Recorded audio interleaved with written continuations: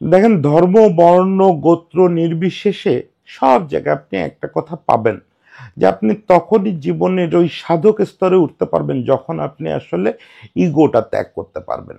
মানুষের সর্বোচ্চ মোকামে ওঠার পথে প্রধান শত্রু হচ্ছে ইগো।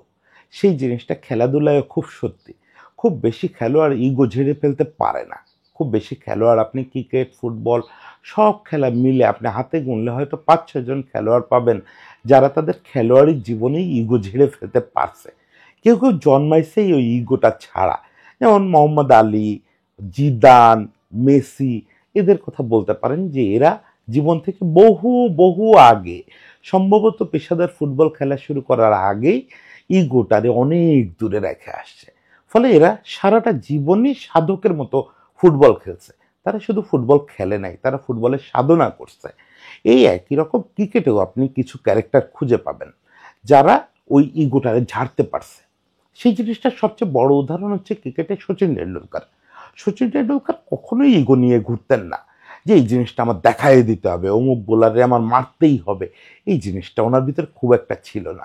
তবে এই ইগো ঝেড়ে ফেলার সেরা উদাহরণ ছিল ওনার ওই যে অস্ট্রেলিয়াতে সেই ডাবল সেঞ্চুরিটা।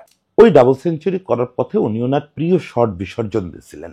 কারণ কি, অস্ট্রেলিয়ানরা ওনারে বারবার ওই শট করতে বলতেছিল, উনি বারবার ওই শট করতে গিয়ে আউট হচ্ছিলেন। এর আগে উনি একদম ইগো বাদ দিয়ে শট করাই বন্ধ করে দিলেন, যে দেখানোর কিছু নাই, মূল কাজ তো আমার রান করা, অন্যভাবে করি। সেই জিনিসটার জন্য অপেক্ষায় ছিলাম আমি, যে কোহলি কি রিটায়ার করার আগে একটা দিনের জন্য হলেও ওই যে ইগোটারে ঝেড়ে ফেলতে পারবে। কোহলি তো কিং কোহলি। কোহলি তো প্রায় রেকর্ডের দিক থেকে, সব দিক থেকে সচিন টেন্ডুলকারের কাছাকাছি চলে গেছে। যদিও সচিনকে স্পর্শ করা সম্ভব হবে না, কিন্তু ওই উচ্চতায় ওই রকম লিজেন্ড তো হয়ে গেছে। কিন্তু একটা বাধা ছিল, যে ইগোটারে সে ঝাড়তে পারতেছিল না। ইগো তারে গত 1 বছর ধরে খাচ্ছিল, কুড়ে করে খাচ্ছিল। সে কোনো ফরম্যাটে কোথাও সাকসেস পাচ্ছিল না, শুধু ইগোর কারণে। আপনি দেখতেছিলেন ও বারবার ফিফথ স্টাম্পে আউট হচ্ছে, আমি দেখতেছিলাম ইগো ওরে আউট করতেছে। শেষ পর্যন্ত কালকে ইগোটা ঝাড়ে ফেলছে। এই ইগোটা ওরে কিভাবে ইগো ঝাড়ে ফেলে এই 51তম সেঞ্চুরিটা পেল, সেই জিনিসটা একটু বলি। কোহলির সমস্যাটা কি ছিল? কোহলির সমস্যাটা ছিল হচ্ছে যে ফাস্ট বোলার যদি ফিফথ বা সিক্সথ স্টাম্পের এই চ্যানেলে বল করে, পরপর কয়েকটা ডেলিভারি করলে কোহলি খোঁচা দেবে। কেন খোঁচা দেবে?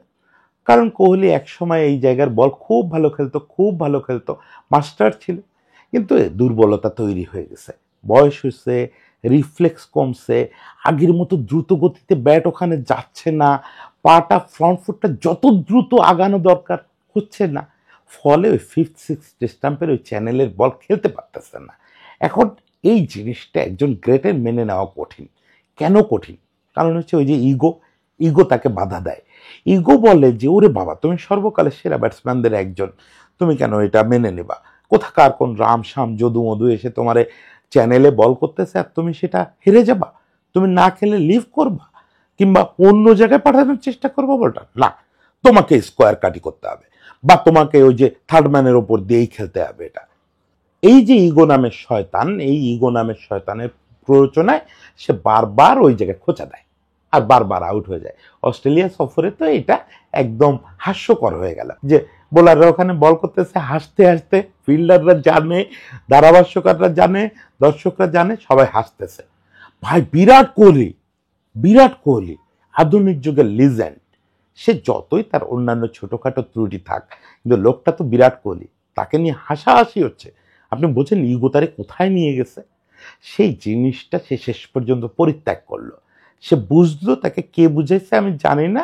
তবে সবচেয়ে ভালো হতো যে সে তার সচিন স্যার, সে তো সচিন টেন্ডুলকারকে স্যার বলে, সচিন স্যারের সঙ্গে যদি কথা বলতো। কারণ ওই যে পৃথিবীতে ওই ইগো জিনিসটারে ঝেড়ে ফেলা ক্রিকেটারদের মধ্যে সবার উপরে থাকবেন সচিন টেন্ডুলকার।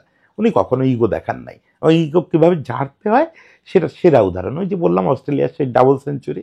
সেই জিনিসটা কালকে কোহলির মধ্যে দেখলাম।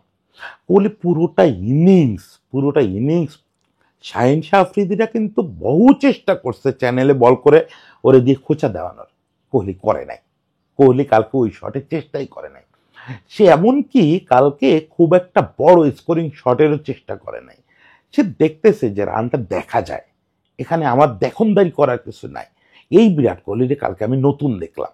এরকম চেজে বিরাট কোহলি দুমদাম মেরে দ্রুত একটা ইনিংস খেলে দলকে জিতায় নিয়ে চলে আসে। কিন্তু কালকে কোহলির মধ্যে ওই তাড়াহুড়া একদমই নাই। সে দিব্যি সিঙ্গেল নিচ্ছে, ডাবল নিচ্ছে, কালকে কতগুলো বাউন্ডারি মারছে আমার ধারণা খুবই কম। আমি দেখে বসি না, এই দেখাটা খুব জরুরি না, জরুরি হচ্ছে আমি কালকে কোহলির অ্যাপ্রোচটা দেখতেছিলাম।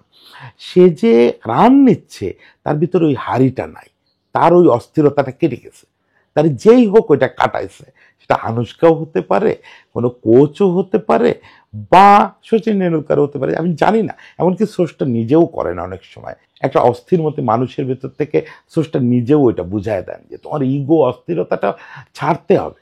সেই জিনিসটা কালকে কোহলি পারছে, দিব্যি সিঙ্গেলস ডাবলস নিচ্ছে। এমনকি দেখেন সেঞ্চুরির আগে সে ওই সময় যে পার্টনাররা নামতেছে তাদের হার্দিককে স্বাধীনতা দিল এবং হার্দিকও দিব্যি 4 মেরে দিল। ওর সেঞ্চুরির সম্ভাবনা প্রায় নাই হয়ে গেল, প্রায় নাই হয়ে গেল। তারপরে ওর এতটুকু কোনো হেলদোল নাই। এটা 6 মাস আগে হলে ও হার্দিককে আগায় গিয়ে যে একটা জাড়ি দিত, কই জাড়ি দিল না, ও দিব্যি মেনে নিল ব্যাপারটা। বরং আমার ধারণা ও বলছে যে তোর ওই প্রান্ত থেকে যদি 4 মারা হয় 4 মার, 6 মারা হয় মার, আমার যেটুকু কপালে আছে আমি ওইটুকু রান নিয়েই ফিরব। এই যে জায়গাটায় পৌঁছানো আপনাদের কাছে অতি কথন মনে হতে পারে যে আপনার কি কোহলির সঙ্গে কথা হয়েছে, হয় নাই ভাই। 22 বছর ধরে তো ঘাস কাটি না, টিভিতে দেখলে বুঝি যে একটা মানুষের মনোজগতে পরিবর্তন হচ্ছে। সেই পরিবর্তনটা পরিষ্কার দেখা যায়, উইকেটে হাঁটা চলা, বল লিফট করা, ওই বলটাকে ওই 5th স্টাম্প 6th স্টাম্পের বলটার এই অন্য ভঙ্গিতে খেলা। ওই যে আপাতত মনে হচ্ছে যে সে আফ্রিদির কাছে হেরে যাচ্ছে, শাহিন শাহ আফ্রিদির কাছে হেরে যাচ্ছে। চ্যানেলের বলে আগের মতো শট করলো না। ও তো জানে যে আগের মতো শট করার আমার দরকার নেই, আমি তো আরো অনেক শট পারি, আমি কিং কোহলি, আমি কত রকম শট করি। ওই আমি কিং কোহলিও ভাবা যাবে না। তার কাজ হচ্ছে যে আমি তো রান করতে পারি, রান করব, যেভাবে পারি করব, কপালে থাকলে করব, না পারলে করব না। আমার লড়াই করার দরকার নেই, আমার ইগো দেখানোর দরকার নেই। ক্রিকেট মাঠ লড়াই করার জায়গা না, এটা রান করার জায়গা। ওই ফিলটা তার ভিতরে আসছে, এই জিনিসটা আমার একটা প্রশান্তি দিচ্ছে। লিওনেল মেসি যখন মাঠের ভিতরে দৌড়ায় বেড়ায় বল নিয়ে মহানন্দে, কে গোল করলো, কে ফাইনাল পাস দিল, কে অ্যাসিস্ট করলো, ওরা কিছু যায় আসে না। এই জিনিসটা দেখতে যে আনন্দ লাগে, এই যে ঋষি সুলভ একটা ব্যাপার, এই যে প্রশান্তি, এই যে ইগো জেড়ে ফেলা, নিজের সাধকের স্তরে নিয়ে যাওয়া, খেলাটারে একটা সাধনায় পরিণত করা, এই জিনিসটাই পূর্ণতা দেয়। এই জিনিসটা পূর্ণতা দেয়। দেখেন সবার নাম কিন্তু ইতিহাসে লেখা থাকে না। অনেক হাজার হাজার রান করা ব্যাটসম্যান, আপনি অবাক হয়ে যাবেন যখন আপনি সর্বোচ্চ রান করা ব্যাটসম্যানদের তালিকা দেখবেন। দেখবেন যে তারা অনেক আগে রান করে গেছে, আপনার মনেও নাই তাদের নাম। বেশিরভাগ নামগুলো আপনার মনে থাকে এইসব গ্রেটনেসের কারণে, যে একটা মানুষ যখন মহামানব হয়ে ওঠে। এই যে আজকে কোহলি সেই পূর্ণতাটা পালো। আমি বলবো যে ও যেদিন 50 সেঞ্চুরি করছে বা রেকর্ডের পর রেকর্ড করছে, সচিন টেন্ডুলকারের স্পর্শ করছে, তার টপ কায়ে গেছে, সেদিনও কোহলির পূর্ণতা হয় নাই। আজকে কোহলি পূর্ণ হলো। ও নিজে ম্যাচ শেষে বলছে, শুনতেছিলাম যে 51 সেঞ্চুরি হয়েছে, এটা বড় কথা না, 36 বছর বয়সেও সেঞ্চুরি করতে পারছে, এটা বড় কথা না। বিরাট, সবচেয়ে বড় কথা যে আপনি আজকে পূর্ণতা পাইছেন, আপনি ইগো ঝেড়ে ফেলতে পারছেন, আপনি আজকে সত্যি সত্যি পূর্ণতা পাইছেন। আপনার জন্য অনেক শুভেচ্ছা, অনেক অভিনন্দন। হয়তো খুব বেশি দিন খেলবেন না, কারণ শরীর আপনাকে আর অত বেশি পারমিট করবে না। আমি আবার ওই ভুল করতেছি না যে বলবো সবার মতো যে কোহলি ফর্মে ফিরে আসছে। কোহলি এখন এইরকমই রান করবে, ইন্ডিয়া এটা খুব বেশি দিন এফোর্ট করবে না। ইন্ডিয়া তো বাংলাদেশ টিম না যে কোহলি ওই অস্ট্রেলিয়া একটা সেঞ্চুরি করছিল, তারপর দীর্ঘ বিরতির পরে এইটা করছে, আবার কিন্তু এরকম বিরতি যাবে। ও কিন্তু এখন নিয়মিত আগের মতো যে মাঠে নামলেই সেঞ্চুরি, মাঠে নামলেই সেঞ্চুরি, ওটা আর হবে না। কারণ বয়স, ওইটা বয়স, ওটার সঙ্গে গ্রেটনেসের কোনো সম্পর্ক নাই। ফলে কোহলিকে দেখা যাবে যে ওরা খুব বেশি দিন আর এফোর্ট করতেছে না। ইন্ডিয়ান ম্যানেজমেন্ট আস্তে আস্তে তার পথ দেখাচ্ছে। অবশ্যই এইসব গ্রেটরা আগে টের পায়, ইন্ডিয়ান ম্যানেজমেন্ট কিছু বলার আগে সে বলবে, এটাও আমি বুঝি।